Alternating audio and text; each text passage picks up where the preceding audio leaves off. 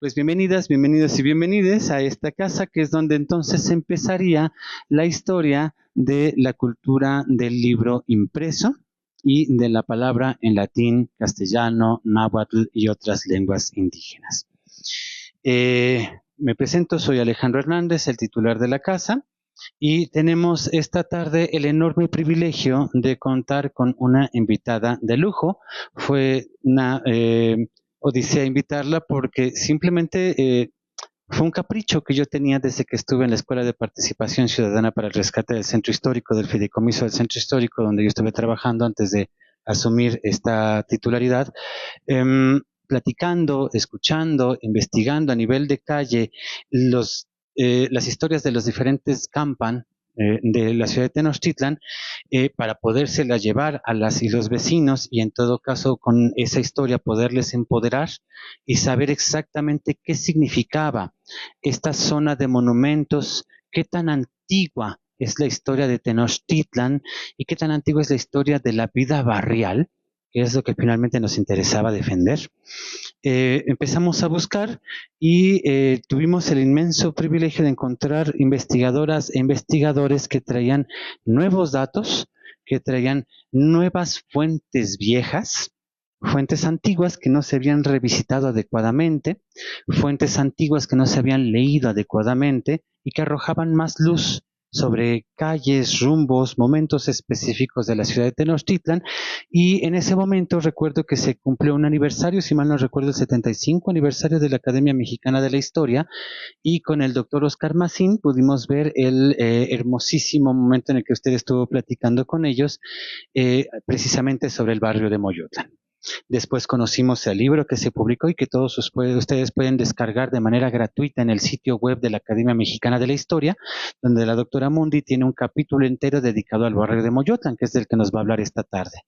Y entonces a partir de ahí dijimos, bueno, ¿por qué no la tenemos cerca? ¿Por qué no platicamos con los vecinos y la doctora acerca de ese precioso barrio? Además es un barrio que yo personalmente habité por 15 años. Estuve un tiempo en la calle de Independencia, enfrente de Relaciones Exteriores, ahí estuve 5 años. Luego fui a Artículo 123, número 72. Luego estuve en Luis Moya, Revillagigedo, y por último estuve casi 6 años en la Cerrada de Ernesto Pujibe. También me tocó ver el incendio del cerebro del metro frente a mi ventana. Estaba dando unas clases sobre monjas cuando veía cómo subían y bajaban los bomberos las mangueras, porque ardió de las 5 de la mañana a las 5 de la tarde esa esquina. Y con el tiempo también se sabe que se hizo una excavación arqueológica y se encuentra una plataforma de una casa y una escultura de Xipetotec, confirmando con ello que allí estaba el barrio de los orfebres. Es una historia fascinante. Me tocó ver también cuando arreglaron por una cuestión de la energía eléctrica en la Plaza de San Juan parte de los vestigios del convento de San Juan de la Penitencia. Y después, haciendo mi propia historia para llevársela a las y los vecinos, encontré en el Archivo General de la Nación un testimonio fascinante en el que los naturales del barrio de San Juan, y creo que es algo que usted también nos va a insistir, piden una plaza para sus danzas y areitos. Y durante la pandemia, a mí que me tocó aprender a bailar danzón en la plazuela del danzón, que está en ese barrio, me tocó ver cómo en la plaza de San Juan estaban resistiendo las y los danzoneros y les echaron la patrulla encima, porque era la pandemia, ¿no? Entonces, tengo muy claro que en el barrio de San Juan se baila, y se baila desde tiempos muy antiguos. Y después conocimos otras investigaciones, y entonces eso es lo que nos trajo, una vez que ya estábamos aquí a cargo de esta casa y que nos pidieron echar a andar una línea de investigación que tiene esta casa, que es la del Centro Histórico de la Ciudad de México. Bueno, ¿qué queremos hacer? Y entonces dijimos, pues echemos a andar ese capricho, a ver si lo logramos. Y empezamos a saludar, a mandar correos, y todo el mundo nos ha dicho que sí. Entonces es para mí un placer tener una cartelera como la que tenemos hoy. Ya algunos de ustedes nos acompañaron para abrir este conversatorio el mes pasado con la maestra Loredana Montes. Además también es un placer que sean las mujeres las que nos ayuden a contar esta historia. Ya vendrán varones, pero también es un gusto que escuchemos de voz de las mujeres la historia de esta ciudad cuyo primer oficio fue parir, ayudar a parir, ¿no? Entonces, con esto en mente fue que decidimos lanzar la invitación y todas nos han dicho que sí. Yo insisto que tengo una suerte de perro amarillo desde que, desde que llegué a esta casa y pues tuvimos la inmensa fortuna de que la doctora Bárbara estaba estos días en la Ciudad de México y además muy amablemente nos dijo que sí, y eso es lo que nos trae a todas, todos y todas esta tarde noche aquí en la ciudad de Tenochtitlan, México, en este pequeño espacio que está soportado por las ruinas del templo de Tezcatlipoca, con la preciosa cabeza de serpiente que nos recibe en la entrada, que es una de las más bellas de la zona y de las pocas que conservan pigmentos originales. Ya estaremos en la restauración y les platicaremos al respecto. Entonces, pues eso es lo que nos trajo aquí. Y también estaba leyendo la semblanza. Cuando yo trabajé la tesis de licenciatura e hice una investigación sobre las cartas censuradas por la Inquisición de una monja en Oaxaca, yo soy oaxaqueño, supe de que había un manuscrito fantástico de Oaxaca que terminó saliendo por una valija diplomática holandesa en Oaxaca a mediados del siglo XX. Los Van der Velde venden una serie de libros oaxaqueños a la John Carter Brown Library y entonces desde ese momento hasta la fecha algún día iremos a platicar sobre ese manuscrito y podremos transcribirlo adecuadamente porque la única versión que conocí es un manuscrito con varios, yo creo que son errores a la hora de paleografiar, pasa. Entonces, bueno, todo ello me trajo aquí para poderla invitar y la doctora muy amablemente nos ha aceptado y es para nosotros un honor en la Casa de la Primera Imprenta y para la Universidad Autónoma Metropolitana, la Casa Abierta al Tiempo, tener esta tarde a la doctora Bárbara. Me permito entonces, si me lo autoriza, echarnos un pequeñito texto sobre la doctora Bárbara Mundi. Ella es historiadora del arte, reconocida por su trabajo en historia de la cartografía, la historia urbana y la historia del libro. Su obra se centra principalmente en México y Nueva España y en las interacciones entre los pueblos indígenas, los colonos y sus entornos durante el periodo colonial, aproximadamente entre 1520 y 1800. Con su primer libro, The Mapping of New Spain, The Maps of Relaciones Geográficas, sacó a la luz las tradiciones cartográficas coloniales, en gran medida ignoradas, de los pueblos originarios de México. Subyacen a una de las ciudades más grandes del mundo, tanto en el pasado como en el presente. Los intereses intelectuales de Mundi son muy variados. Ha escrito sobre los paisajes olfativos urbanos y su relación con los cambios ecológicos provocados por el colonialismo. No hay lugar como el hogar.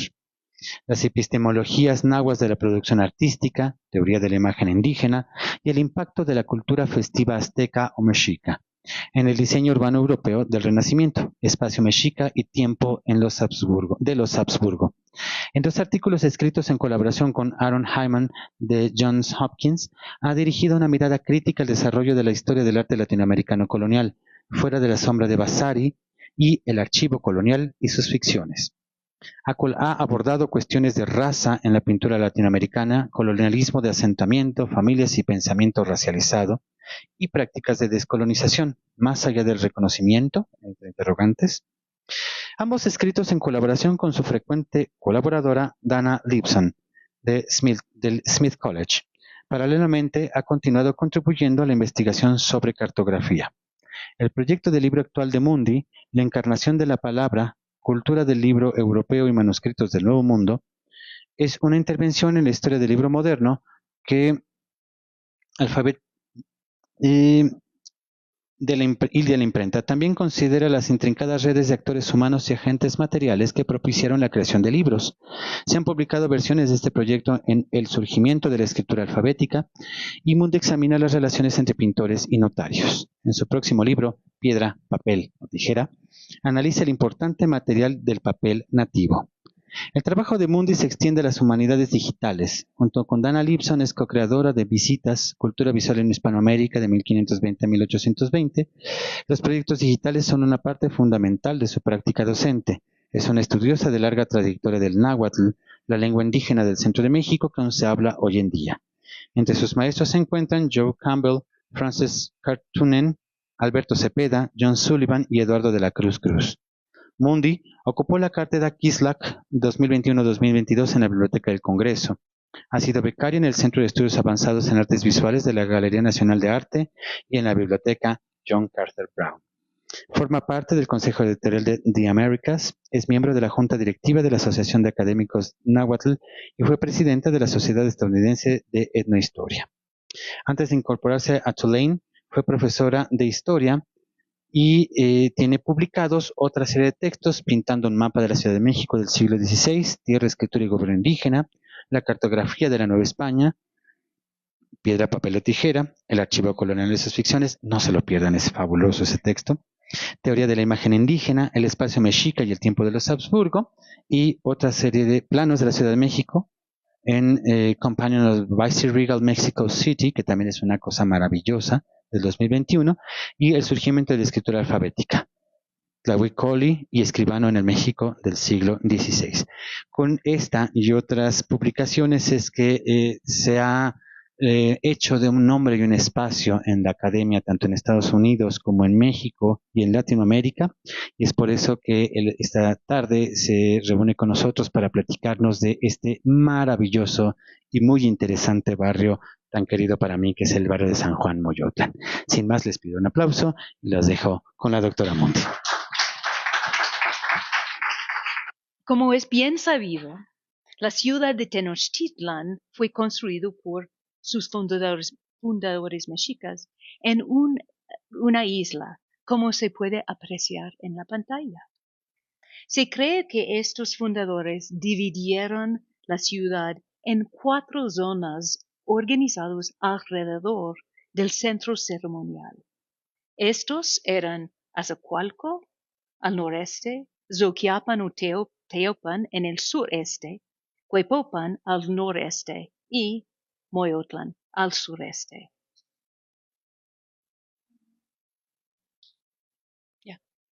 Aunque los mapas suelen mostrarnos la isla y la ciudad como un territorio fijo y claramente delimitado, es importante recordar que se trataban de un espacio rodeado por tierras pantanosas y en constante transformación. La ciudad estuvo siempre en obras. En el pasado, como hoy en día, ¿no?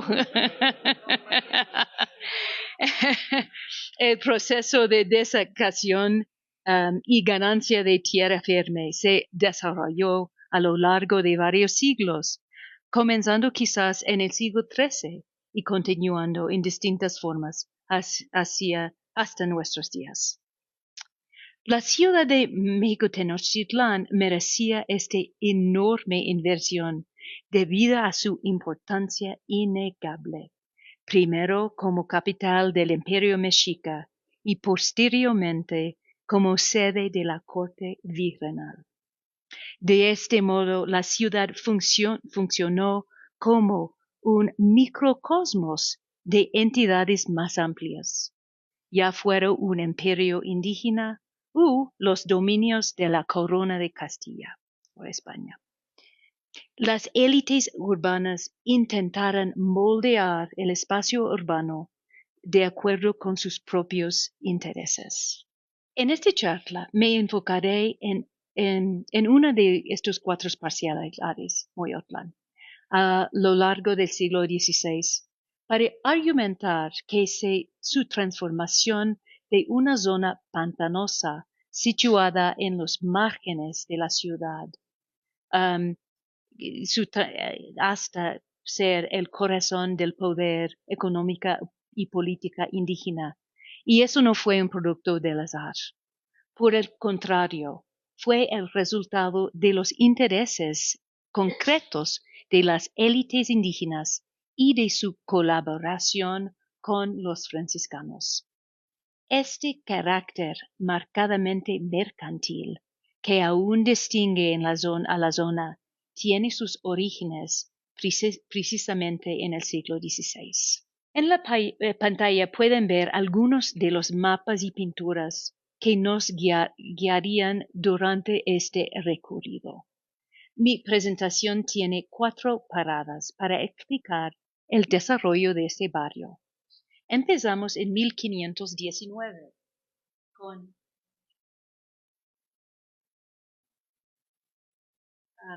aquí el año anterior al asesinato de Moctezuma y veremos la abundante naturaleza que se encontraba en Moyotlán. La segunda parada es en 1536. Durante la primera fase de la transformación de la capital mexica de Tenochtitlán en la capital del Reino de Nueva España, con la fundación de un importante mercado. La tercera parada está en 1550, con la construcción del Tecpan, el palacio de los gobernantes indígenas de México Tenochtitlán. Y la cuarta es 1564, cuando la celebración de la boda de un gobernador nos mostrará la cultura festiva que tenía lugar y todavía tiene lugar en los grandes espacios de la zona de Moyotlán. Mi investigación se ha nutrido de recientes investigaciones arqueológicas y históricas sobre la Nueva España. Lo que veremos es la continua y innegable presencia del pasado en los espacios de la ciudad. Un mapa de 1540 muestra más o menos los límites de Moyotlán y capta la antigua naturaleza de la zona, un lugar pantanoso y acuática, con gente cazando patos, otras guiando sus canoas por las profundidades canales de aguas que permitían el paso durante las estaciones secas. El plan ofrece pistas sobre el futuro de esta parte de la ciudad. Muestra, por ejemplo, las conexiones entre la ciudad y el campo. En el camino arriba,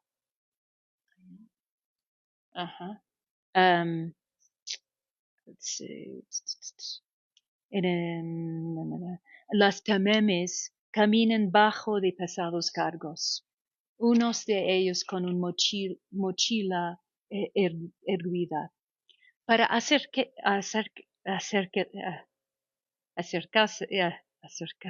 a la ciudad, las tamemes seguían los caminos establecidos, parte de la red comercial que sustentaba a los habitantes de la ciudad, una ciudad antiguamente llamada Tenochtitlán. Hoy las mismas vialidades, aquí está, se puede ver, estos redes también sostienen a los habitantes de la ciudad actual. Aquí se encuentra casi la misma lugar en un Google Map, donde aquí están las Ardenas, Hidalgo y Arcos de Belén. Y en realidad los límites de Moyotlán a veces fluyen un poco al lado abajo de este mapa. No están claramente marcados. Okay. Gracias. Ya, perfecto. Ya, okay. Ya, okay, ya, okay. Y aquí está la Alameda y se ve bien. Pero esto fue la zona, aquí. Eso fue la zona pantanosa que se veían en el mapa. Okay. Primer parada, 1519. Tras su primera entrada en la ciudad de Tenochtitlan, Hernán Cortés envió una carta a Carlos V. En esta famosa segunda carta, Cortés describe las maravillas de la ciudad mexica y escribe acerca de su encuentro con el Hue Tlatoani, un monarca mexica Moctezuma. En uno de sus encuentros, Moctezuma le entregó 2 planos y creo que uno de ellos fue la base de este plano de la ciudad de Tenochtitlán. Más tarde, en 1524, fue elaborado por un grabador en la ciudad de Nuremberg, importante centro de la industria tipográfica. Es el primer plano que se conserva de la parte de la ciudad de Moyotlán. y destaca su naturaleza de zona boscosa más que su carácter urbano. Al sureste está Iztapalapa y al noreste está Atlacubaya. Tacubaya, que hoy se conoce como Tacuba. En el plan, el carácter acuática y verde de Moyotlán es claramente indicado. Okay. Con los amplios canoas y rodales de árboles. También está marcado por la presencia del último Huetlatoani, Moctezuma Xocoyotzin. Las leyendas latinas explican que en esta zona se encontraba el arboreto de Moctezuma. Además está el Dominus ad voluptate Don Moctezuma, casa de recreo de Don Moctezuma, tal vez donde se retiraba a cazar. Su ubicación es notable y indica que el Huetlatoani poseía propiedades fuera de la zona central, zona donde encuentra el palacio principal y cerca del antiguo templo mayor. Además, por otras fuentes, sabemos que en Moyotlán estaba el Casa de los Pájaros de Moctezuma, donde albergaban a las aves que utilizaban para su famosa plumería. La investigación de Carlos González ha revelado que Moyotlán también tenía una devoción particular al dios Xipetotec, el dios de la regeneración del maíz. González argumentó que en la parte norte de una de los Tlaxielacalli, o subdivisiones de Moyotlán, como ese Tlalcocomoco, se encontraba el templo de Yopica, dedicado a Xipe. En Yopico, aquí, los sacerdotes terminaban su fiesta con el entierro del piel humana que portaba el teociplo de Xipe o la manifestación del dios. Recientes hallazgos del INAH descubrieron una escultura de piedra que representan al dios Xipe con su máscara de piel. Este plano de la ciudad, en resumen, nos muestra que Moyotlán era un lugar boscoso, pantanoso, donde había un zoológico de aves y casas de recreo para los Huetlatoani. Todo cambiaría después de la llegada de los españoles y el derrocamiento de los gobernantes mexicas. Segunda parada. Tras la conquista, las frailes intentaron de borrar la asociación de las distintas partes de la antigua Tenochtitlán con los dioses mexicas y, tras demoler los recintos ceremoniales que salpicaban la ciudad, establecieron los franciscanos nuevos centros del culto cristiano. Siguiendo una política de la Casa de Austria y de la Iglesia, los frailes eligieron lugares ya sagrados para los mexicas y, en el caso de Tenochtitlán, construyeron sus iglesias sobre las ruinas de los templos, reciclando sus piedras y aprovechándose de sus patios para los atrios. Los frailes también aprovecharon la división en 4 partes de la ciudad. Las 4 campan mexicas se convirtieron en 4 barrios indígenas. En cada uno de ellos, los frailes construyeron una capilla dedicada a un santo patrón. Aquí se nota los diferentes Moyotlán, Teopan, y en no se ve claramente, pero hay los nombres que le dan los frailes a San Juan Moyotlán, San Pablo Teopan, San Sebastián Azcualco y Santa María Coitopan. Entonces fue un renombramiento donde ligan los santos padrones de los santos con los antiguos nombres de los barrios. Esta imagen ideal de la ciudad por parte...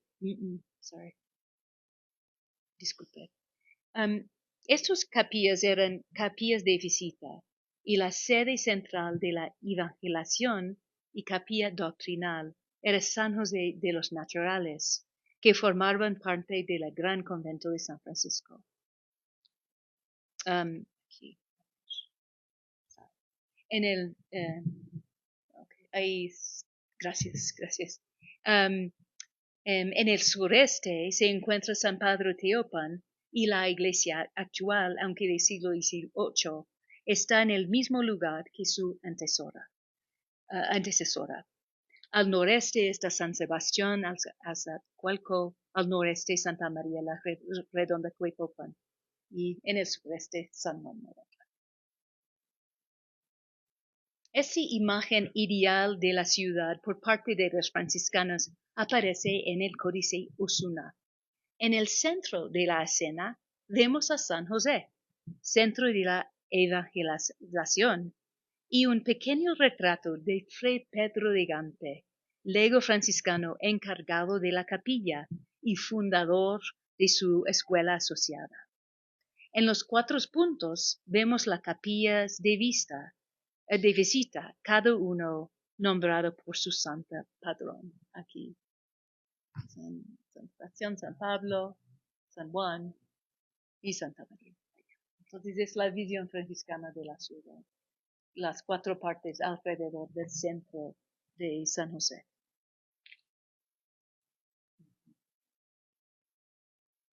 Desde su fundación, la capilla de Moyotla se distinguió de los otros 3 campan.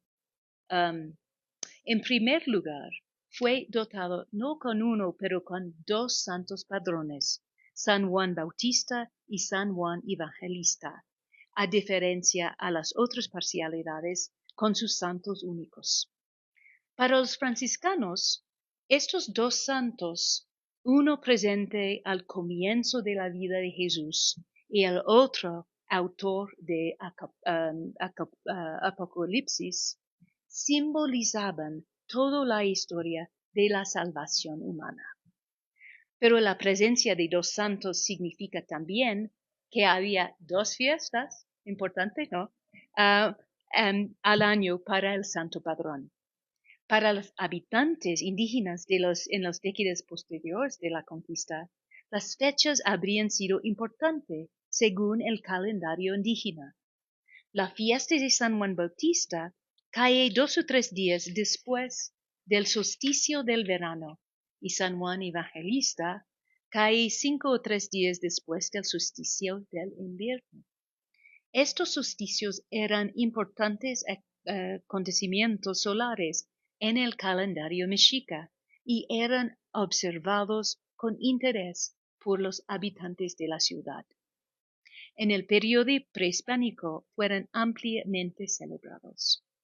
Su derecho de celebrar 2 fiestas al año era un privilegio que distinguía a Moyotlan de las demás parcialidades. Moyotlan, un lugar ecológica y urbanísticamente marginal antes de la llegada de los españoles, creció gradualmente en importancia a lo largo del siglo XVI. El mapa de Uppsala, mostrando al principio de mi presentación, incluye la clave del crecimiento a mediados del siglo. El mapa de Uppsala también es conocido como el mapa de Santa Cruz en honor de su supuesto autor, el cosmógrafo español Alonso de Santa Cruz. Fue hecho hacia 1540, tal vez por algunos tlahuiloques o pintores nahuas que estudiaron y trabajaron en el Colegio de Santa Cruz de Santiago Tlatelolco. Esta hipótesis sobre su autoría se basa en la enorme escala del monasterio franciscano de Tlatelolco que aparece en el mapa. Además, el mapa se distingue por su estilo artístico, que mezcla elementos de grabados europeos con símbolos y glíficos de la pictografía náhuatl. Let's see. En este mapa no hay una demarcación obvia entre las cuatro parcialidades, pero incluye, aquí está San Francisco, okay. Incluye las cuatro parcialidades, las cuatro capillas de las parcialidades que pertenecían a sus santos padrones.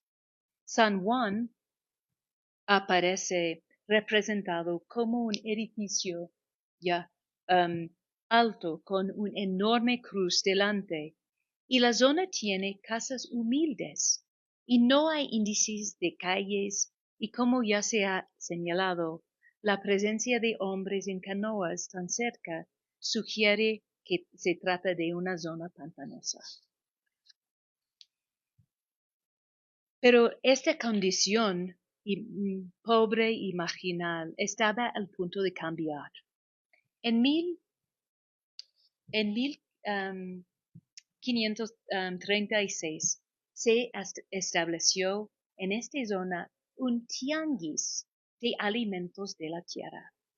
Y en los años siguientes, las humildes casas de la zona que se ve ya en el mapa de Uppsala fueron destruidas para abrir un enorme espacio a los comerciantes que llegaba a la ciudad desde las zonas agrícolas de las afueras.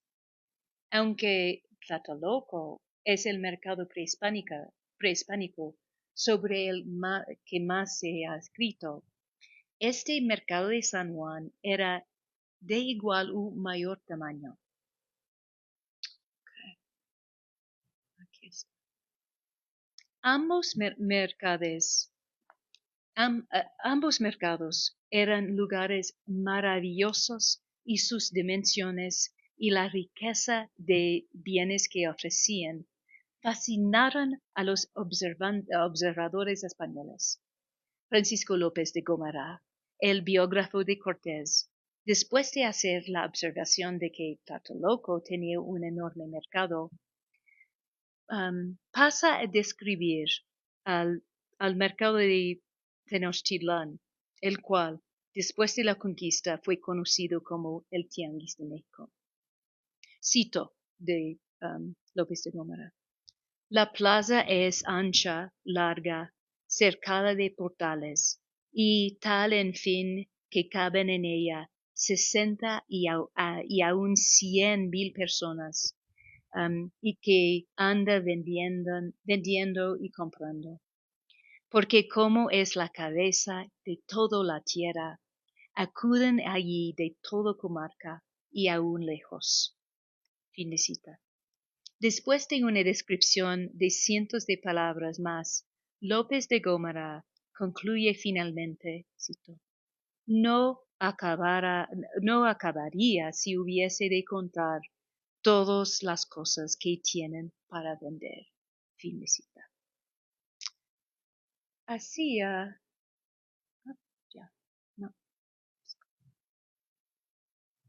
hacia mediados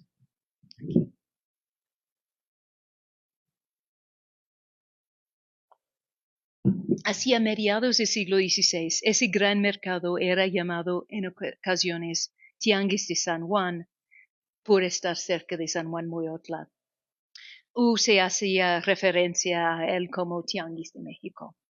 Durante el periodo colonial se entendía que un tianguis era un mercado donde se comerciaban principalmente bienes con alimentos, en oposición a las parianes, donde finalmente se pudieran encontrar bienes llegados de los confines del imperio. El mercado de la Plaza Mayor era uno de estos parianes y parece haber tenido poca importancia para los comerciantes indígenas en ese siglo XVI. Pero su importancia del Plaza Mayor aumentó en el siglo XVII, después de que las inundaciones obligaran a los vendedores a los otros mercados de la ciudad a instalarse en la Plaza Mayor a mayor altitud para evitar las inundaciones. Pero eso fue en el siglo XVII.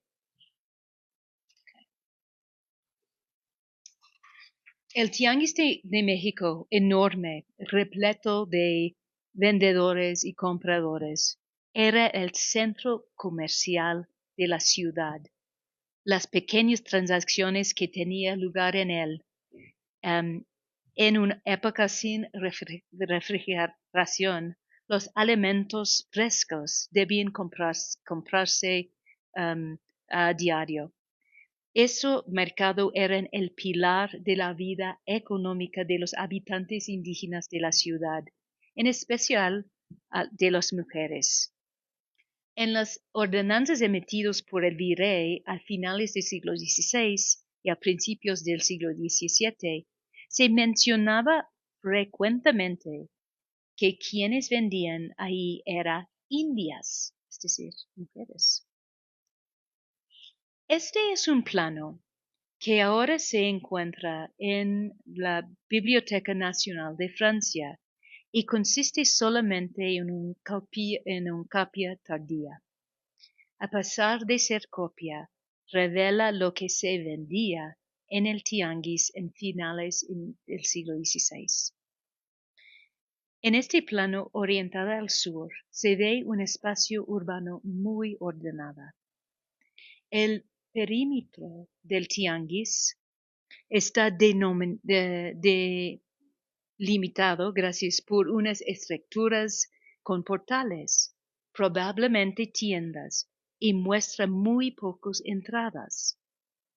Dentro de este espacio delimitado del tianguis había una plaza abierta en torno a la fuente o cisterna central, y 8 calles o pasajes rectas irriaban de las esquinas, dividiendo el espacio del mercado en 8 bloques.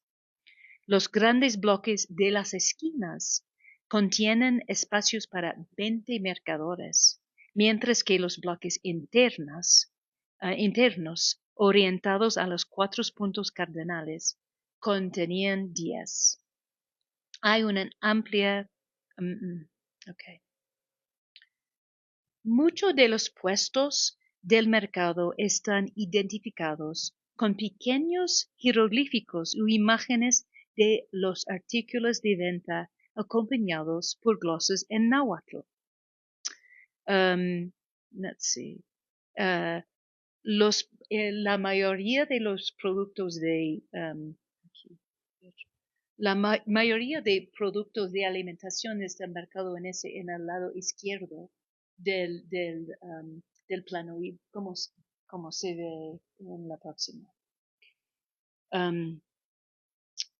Sí. Entre ellos, en la esquina, destacan 4 puestos para los carniceros. Aquí está marcado aquí por los...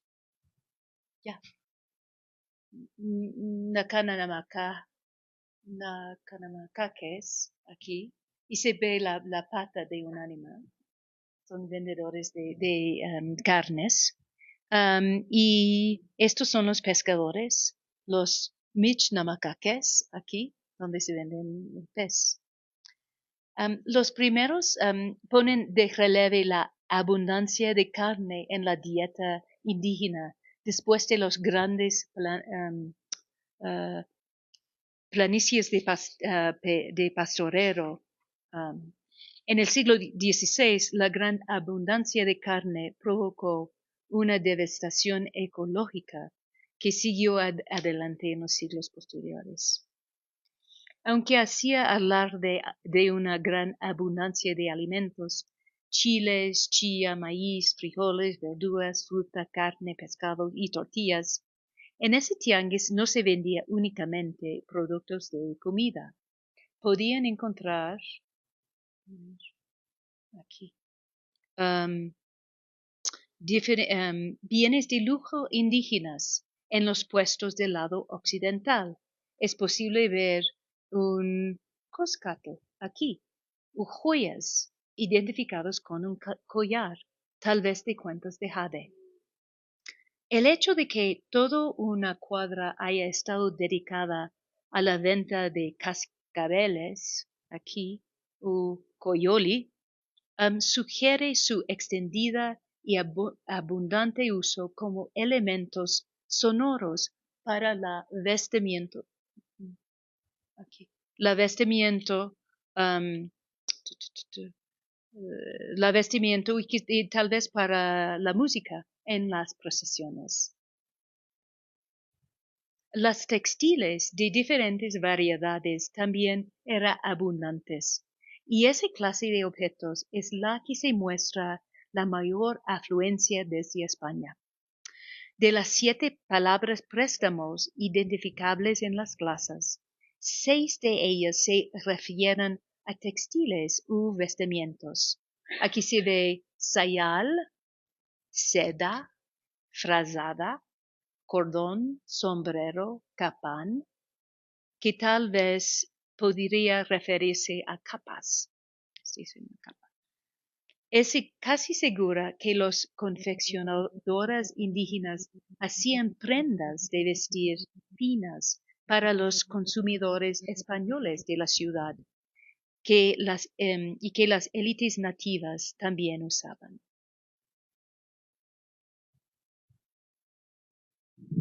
Así, mientras que los mercadores en general los mercados en general eran lugares donde los compradores podían encontrar artículos importados o exóticos, donde podían ver, tocar, oler las huellas materiales de pueblos lejanos.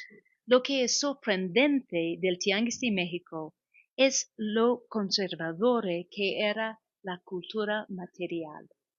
En el tianguis predominaban los mismos alimentos, bebidas, atoles, chocolates y chocolate espumosa, estimulantes como tabaco, que deberían venderse en su encarnación prehispánico. Los mismos petates y los mismos recipientes de cerámicas. Dados a los fuertes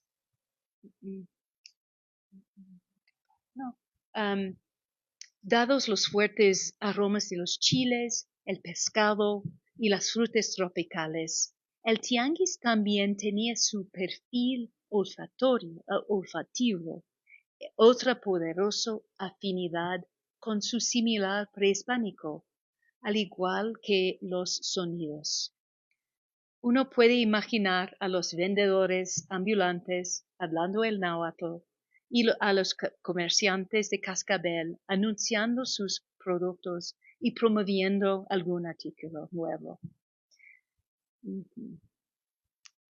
Debido a su importancia para la economía de la ciudad, el Tianguis de México era un espacio codiciado y el destino de la zona de Moyotlán estaba estrechamente ligada al suerte del tianguis.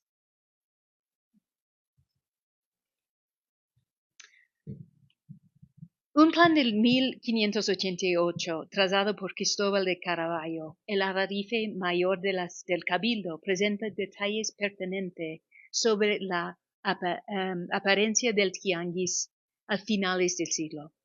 Trazado por resolver una larga disputa jurisdiccional, muestra el espacio del tianguis orientada hacia el oeste, lo cual quería decir con la calzada de Chapultepec. A pesar de las arterias que lo alimentaban, este tianguis está representado como un espacio casi completamente contenido, bordeando de muros por todos lados. Aquí. Sí. Yes. En la parte izquierda del mapa, aquí, no está cortado, la parte izquierda del mapa tenía solamente una entrada angosta. Aquí. ¿Se ve? Abajo, donde está la flecha. Okay. Una entrada en este lado y otras dos arriba. No, encima. Entonces es un lugar completamente cerrado por un pequeño muralla. Um, okay. Yeah. En la esquina noreste está el portal de tejada, indicado por unos pequeños círculos que muestran las huellas de sus columnas cilíndricas. Este edificio, construido por Lorenzo de Tejada, oidor de la Real Audiencia, fue quizás la primera estructura permanente del mercado, en cuya frente, en los portales cubiertos, los comerciantes podían exponer sus mercancías y protegerse de los elementos. El nombre de Tejada, aunque no el edificio, perduró hasta fines del siglo XIX y se encuentra en planos de la ciudad del siglo XVIII como este. Aquí se ve la portal de Tejada. Y esas son las huellas del antiguo mercado. En el presente, el lugar de Gran Tianguis de México se asigna en error al del otro mercado mucho más tardía, el mercado de San Juan, que se encuentra a unas calles al norte. Ahora, una gran parte del antiguo sitio del Tianguis está ocupada por el edificio de las Vascaínas del siglo XVIII. Para mostrar la extensión del Tianguis de México, he sobrepuesto el plano de 1588 trazado por Cristóbal de Caravaggio, que acabamos de ver, sobre un Google Map y revela a ese gran espacio era aproximadamente un 15% mayor que el Zócalo hoy, que mide más que 46,000 metros cuadrados. Y el Zócalo es el segundo plaza más grande del mundo de actualidad. Por lo tanto, cuando se fundó, el Tianguis de San Juan era uno de los espacios urbanos abiertos más grande de cualquier ciudad europea u americana. Aquí se notan los arcos de Belén, Simón Bolívar, aquí está el eje 1, eje 1 allá. Entonces se puede percibir, si ustedes conocen la ciudad, el gran extensión del tianguis de San Juan de México.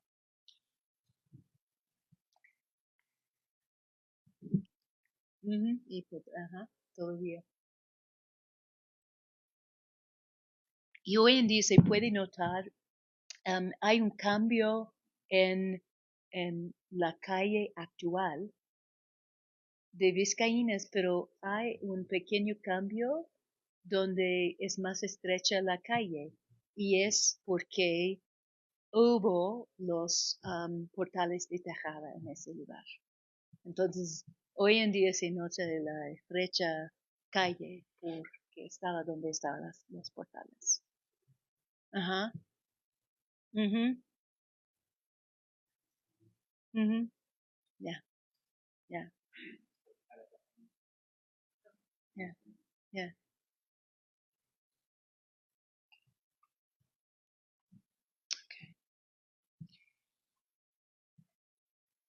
Tercer parada.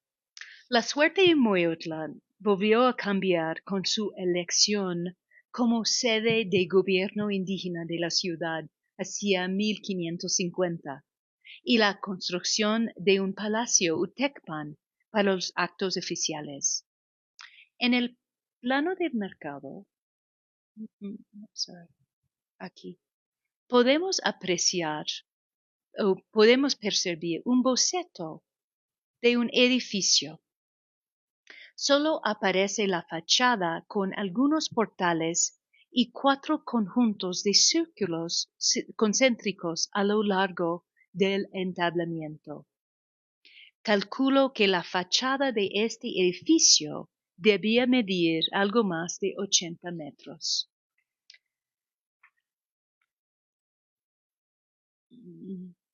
El origen de este edificio tiene que ver con la llegada del virrey Mendoza en 1535, quien obligó a los gobernantes indígenas a organizarse en cabildos, siguiendo los modelos españoles.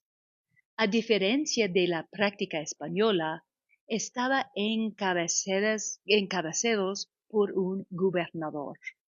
Posteriormente, estos órganos de gobierno comenzaron a construir edificios para actos oficiales. No estamos seguros de la fecha exacta de la construcción del Tecpan de México, que está en San Juan Moyotlán, pero parece probable que se construyera después de mediados de la década de 1540. El registro más antiguo de la aparición del Tecpan se encuentra en el Códice Osuna, manuscrito compilado en 1564, como parte de una queja de los regidores indígenas contra los excesos de los jueces de la audiencia. Este códice incluye una imagen de casi una página del Tecpan, probablemente después de una renovación del edificio.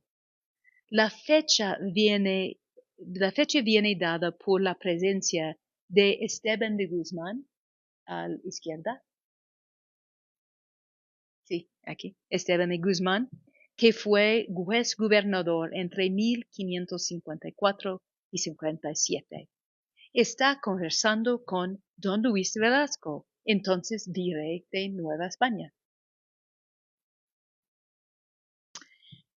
Se observa la fachada principal del Palacio Urbana, ornamentada con una hilera de 20 discos, similar a la fachada que se muestra en el plano de Tianguis. Son símbolos del Chalchihuic, las preciosas cuentas de jade. Se trata de una decoración habitual que distinguió a importantes edificios indígenas durante todo el periodo colonial. El Códice Osuna muestra el muro puntuada por una enorme arqueada, aquí, con una construcción de mampostería cuidadosamente detallada. Este portal se trataba de una tecnología constructiva nueva para la Nueva España, de arco y dovela, que la primera generación de albañiles indígenas que utilizó miraba con admiración.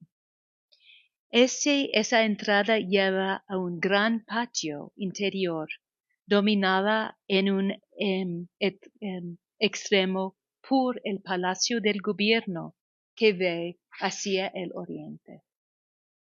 Con este representado en este códice, ¿cómo está representado en este códice?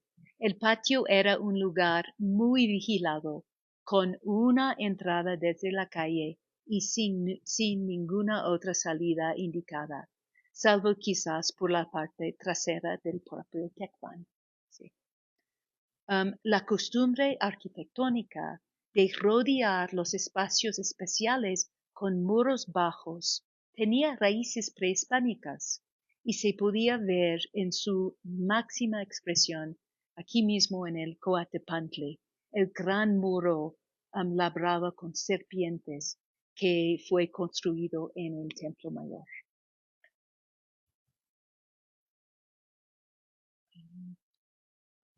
La arquitectura de este edificio no es completamente clara en la representación aquí en el Códice Osuna, pero la comparación con la representación del Tecpan de Santiago Tlatelolco, que aparece un poco más de 1600 metros al norte, hace que su diseño sea un poco más claro.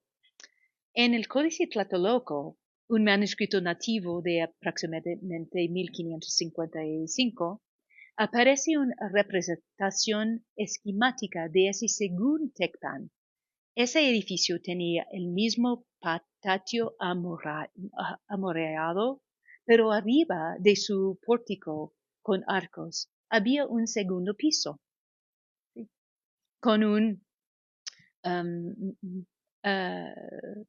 let's see, junto con un espacio similar al pórtico. En el Palacio Indígena de México Tenochtitlan, que está en San Juan Moyotla, aparecen elementos similares, un amplio patio amurallado y un edificio de 2 pisos con pórtico.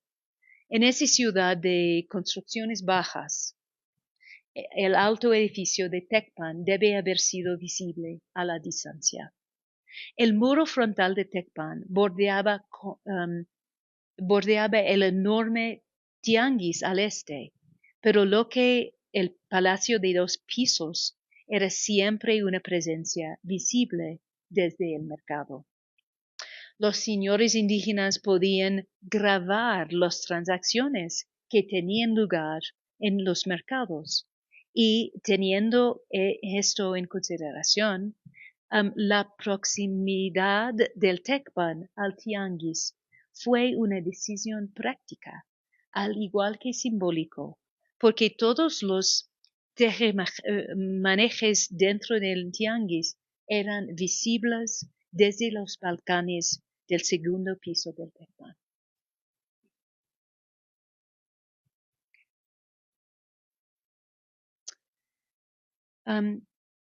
Cuando se evalúa la situación de la naciente parcialidad de San Juan Moyotlán en 1550, comparándolo con la impresión en el mapa de Nuremberg 25 años antes, se observan cambios notables. Las élites nativos en general habían sido expulsados del centro de la ciudad alrededor del palacio principal. Esta se transformó en un nuevo centro del poder, el Moyotlán se transformó en un nuevo centro del poder indígena de la ciudad. Se ve claramente junto al gran mercado con los vendedores nativos estaba el Tecpan, sede del cabildo indígena. Cerca estaba el gran capilla de San José de los Naturales. Se ve claramente la situación en ese mapa del principios del siglo XVII, en la Biblioteca Nacional de Francia.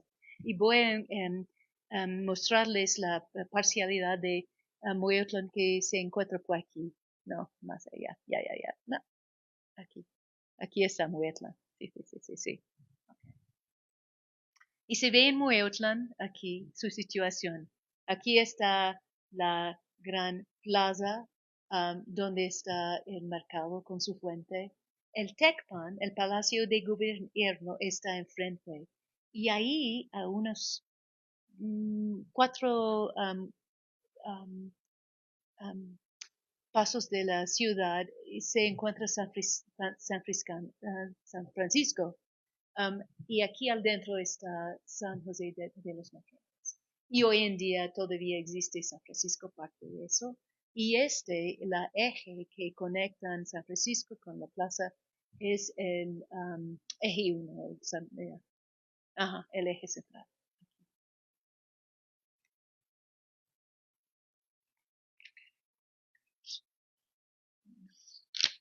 Pero todavía tiene un carácter un poco pantanoso por aquí en el siglo, ya, a los alrededores.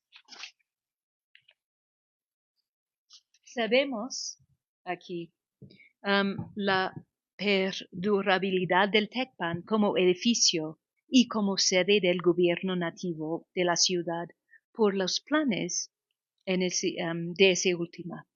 Un detalle de un plano de la ciudad en 1867 muestra, aquí, un detalle, muestra que era un edificio grande, retranqueando a la línea de la calle.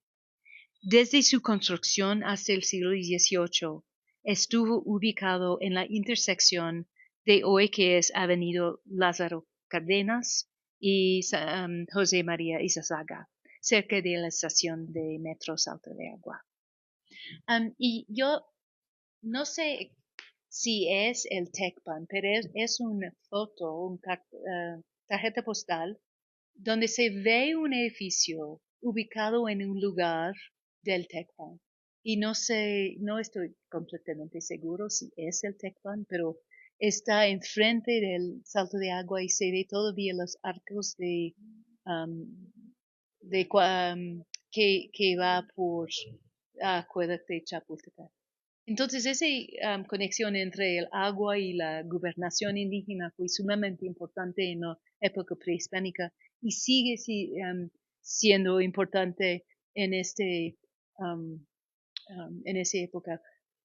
Lo interesante para mí es que en el siglo XVI, uno de los actos más profundos del cabildo indígena fue construir un nuevo acueducto desde Chapultepec hasta Salto de Agua para abastecer esa parte de la ciudad. Entonces es una manera de mostrar el poder y también de dar beneficios a la población de San Juan Moyotla.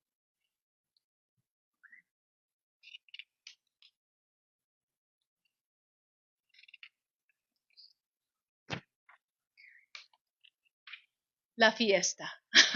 Al final. La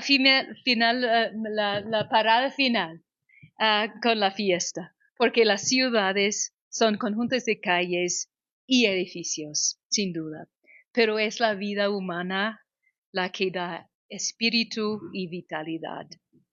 Hemos visto cómo las actividades cotidianas en torno al mercado alimentaba la vida en Moyotlán, pero eran las fiestas porque la comunidad, en palabras de Robert Darnton, se mostraba a sí mismo.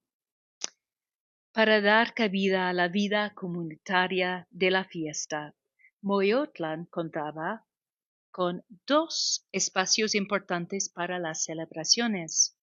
El primero era el gran patio dentro del Tecpan, aquí, y el segundo era el patio frente a la capilla de San Juan. Recordemos también que esta capilla estaba dedicada a dos santos, San Juan Evangelista y San Juan Bautista, por lo que gozaba de dos grandes fiestas patronales. Además, había otras celebraciones y acontecimientos importantes dentro de la comunidad. En ellos solían celebrarse mitotes, las danzas que tuvieron una enorme trascendencia ya desde la época prehispánica. En una imagen del Códice Florentino podemos ver los elementos del mitote, que incluyen tambores, aquí se ve el huehuetl y a veces hay un teponazle. Destacan las flores que portaban los danzantes y que llenaban el aire a su alrededor con su fragancia, al igual que los tambores con su sonido percusivo. Otra imagen del Códice Tlatelolco nos muestran los mitotes que tuvieron lugar en el Plaza Mayor, Zócalo, en 1557. Estos marcan la juramento de lealtad a Felipe II cuando asumió el trono tras la abdicación de su padre, Carlos V. Está la fila de los 4 gobernantes de las poderosas ciudades indígenas, Tlatelolco, Tenochtitlan, Tacuba y Texcoco. Lo que llama la atención son los trajes que llevan las danzantes, trajes hechos de plumas. Están estrechamente relacionados con los trajes de los guerreros mexicas que aparecen en el Códice Mendocino, y es probable que sean reciclados de esa época. Las fiestas que se celebraban en Moyotlán por los santos patrones y con motivo de los nombramientos de los mandatorios eran igualmente espectaculares, realizadas por música y por mitotes. En el junio de 1554, el entonces gobernador San Juan de Don Luis de Santa María Zipac celebró sus nupcias con una Sihuapili, una mujer de la élite, doña Magdalena Chichimeca Sihuatl. Tras la bendición en la iglesia de Santo Domingo, la pareja se reunió con un desfile para llegar al patio del Tecpan. Ahí, según relatan los anales de San Juan Bautista, al llegar al Tecpan, a pie de las escaleras se colocaron la gente de la iglesia. Los cantores allí le cantaron. Y una vez que entró, luego empezaron a danzar. Primero se interpretó la Chichimecayotl y luego empezó el Tequila-Zicuicatl y el señor Tlatoani, es decir, Don Luis, en persona danzó. Fin de cita. Las mitotes fueron memorables, tanto que quedaron registrados en la historia del barrio.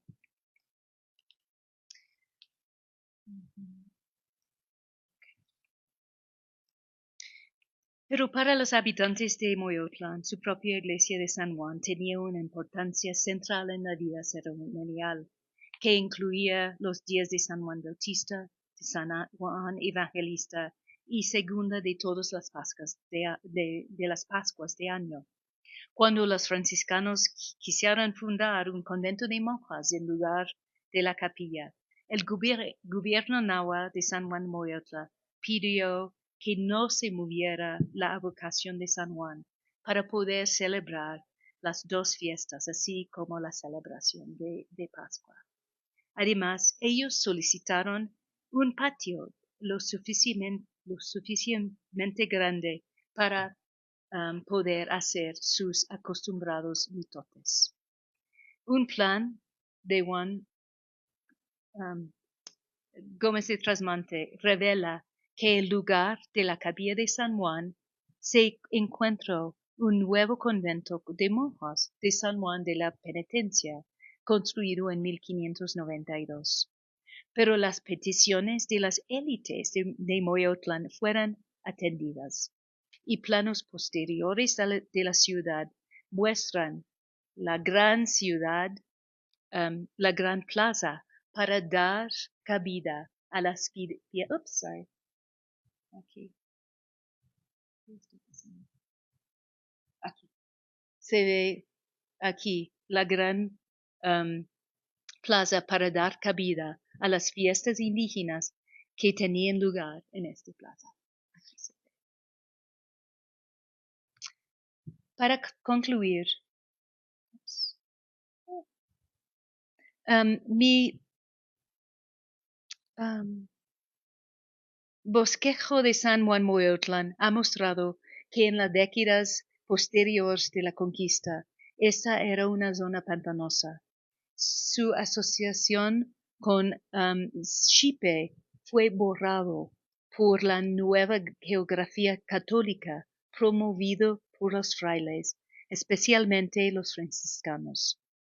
Con la fundación del Tianguis al oriente del barrio, volvió a ser un importante centro mercantil. Y con la construcción del Tecpan frente al mercado, los gobernantes indígenas tuvieron una sede permanente. San Juan Moyotlán se estableció como el centro del gobierno indígena.